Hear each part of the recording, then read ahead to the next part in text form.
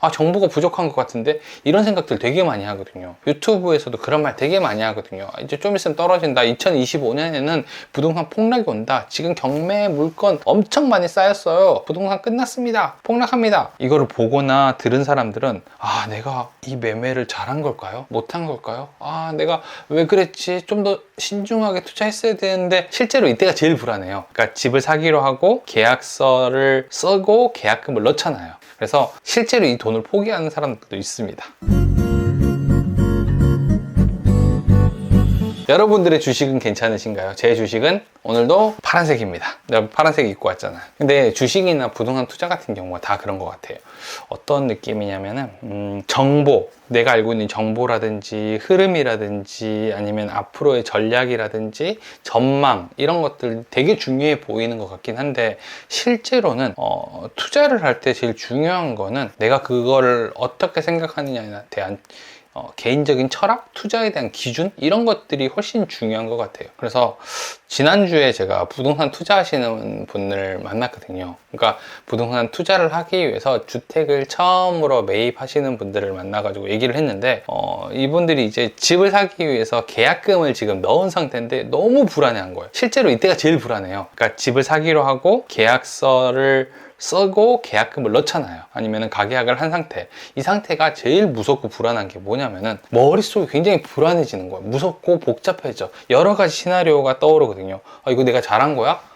사면 안 되는 시기야 아니야? 이거 더 떨어지는 거 아니야? 내가 잔금 칠 때 됐는데 1억 더 빠져 있는 거 아니야? 이거 누구한테 물어보지? 정보가 부족한 것 같은데 이런 생각들 되게 많이 하거든요. 그리고 또 요즘에 유튜브 되게 많이 보잖아요. 유튜브 많이 보다 보니까 유튜브에서도 그런 말 되게 많이 하거든요. 이제 좀 있으면 떨어진다. 2025년에는 부동산 폭락이 온다. 지금 경매 물건 엄청 많이 쌓였어요.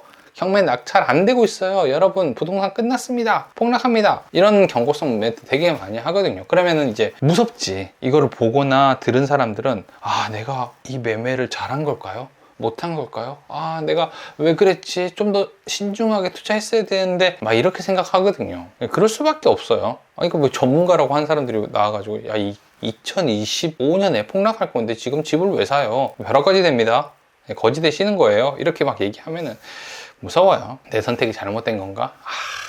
이런 생각도 들고. 그래서 실제로 만난 분이 저한테 얘기를 하는 게 제가 계약금을 넣었는데 한 3천만 원 정도 넣었는데 포기해야 될까요? 저는 5천만 원 정도 넣었는데 그냥 포기하고 다시 시작하는 게 좋지 않을까요? 3천만 원이랑 5천만 원 뭐 이런 돈들이 되게 소중한 돈이긴 하지만 만약에 집값이 막 1억 2억 떨어져 가지고 제가 못 팔고 있으면 너무 힘들 것 같아요. 이런 생각들 되게 많이 한단 말이에요.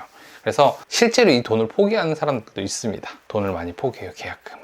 근데 이거를 포기하고 포기하지 않고 이거는 내가 선택할 수 있는 문제예요. 계약금을 포기하고 집을 사지 않는 거 이것도 나의 하나의 선택이거든요. 그러니까 둘 중에 내가 어떤 것들을 선택을 하면 되는데 이게 주체가 내가 돼야 되거든요. 투자를 할 때는 항상 주체가 내가 돼야 되고 집을 살 때도 결정권자가 내가 돼야 되는 게 그렇거든요. 그래서 제가 이제 물어봤어요. 왜 그걸 팔려고 하세요? 왜 그거 포기하려고 하세요? 라고 하니까 유튜버 땡땡땡님이 떨어진다라고 했어요. 누구 땡땡땡님이 폭락한다라고 하는데 너무 무서워요. 이렇게 여러 사람 막 거론하면서 되게 힘들다는 얘기들을 자꾸 듣다 보니까 이제 괴로운 거예요. 그런 분들이 되게 많거든요. 이런 분한테 제가 얘기했던 게 그거예요. 너무 투자하시는데 이런 정보라든지 생각이라든지 전망이라든지 전략 같은 것들만 계속 따지지 말고 한번 나에게 맞는 것지를 한번 따져보라고. 세상에 완벽한 타이밍 같은 건 없거든요. 지금 뒤에 보니까 완벽한 타이밍처럼 보이고 2016년, 2015년도에 집을 샀을 거,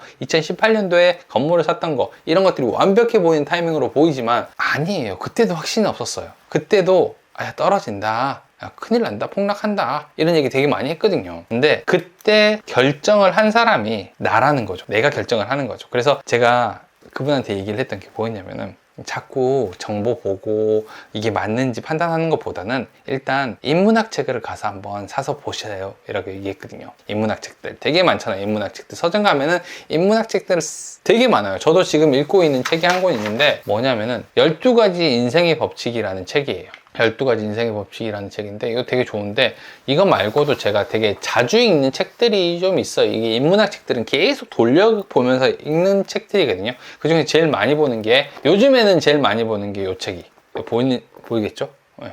손자병법. 손자병법 되게 많이 읽게 돼요. 제가 얼마 전에 그 삼국지를 오랜만에 한번 이렇게 일독을 했거든요. 근데 처음 봤을 때랑 너무 다른 거야. 느낌이 너무 달라가지고 갑자기 그 병법에 대해서 생각을 해보자라는 생각이 되게 많이 들어서 손자병법을 막 읽는데 공감 가는 내용이 되게 많아서 요즘에는 저 책을 좀 자주 읽고 보고 하고 있는데, 아무튼 이렇게 인문학 책들을 보다 보면은 내가 이게 맞는지 그른지를 판단할 수 있는 결정권자가 될 수 있어요. 지금 보고 있는 이 12가지 인생의 법칙이라는 이 책에서도 이런 말 나오거든요. 자신을 존중하라. 마치 다른 사람을 대하듯이. 이런 글귀가 나오거든요. 그러니까 사실 나를 존중하지 않는 경우가 되게 많아요. 내가 선택하고 내가 결정하는 건데 다른 사람들의 얘기만 듣고 이게 맞는지 그른지 잘못한 건지에 대해서 생각을 하고 괴로워하는 경우가 되게 많거든요. 그래서 인문학 책 같은 거 읽으면서 내 결정을 조금 올바르게 내릴 수 있게 만드는 게 훨씬 도움이 좀 많이 되실 것 같아요.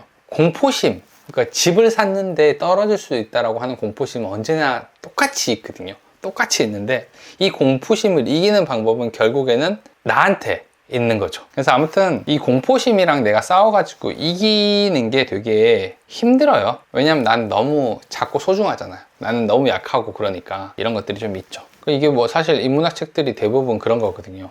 옛날에 되게 한가닥 했던 형들, 잘 나갔던 형들, 되게 높은 경지까지 올라갔던 형들이 써놓은 책이란 말이에요. 그럼 그 형들한테 얘기를 들어보는 거죠. 그 누나들한테 얘기를 들어보는 거야. 어떻게 했을 때 인생을 좀 잘 살았어요? 이런 것들 되게 많거든요. 사실 투자라는 게 뭐 결과를 우리가 예측하거나 장담할 수 있는 부분들은 아니니까 이런 것들 해야 되는데, 저는 그게 중요한 것 같아요. 결정을 내가 한다. 내가 결정을 할 수 있는 사람이 된다. 이런 것들이 되게 중요한 거죠.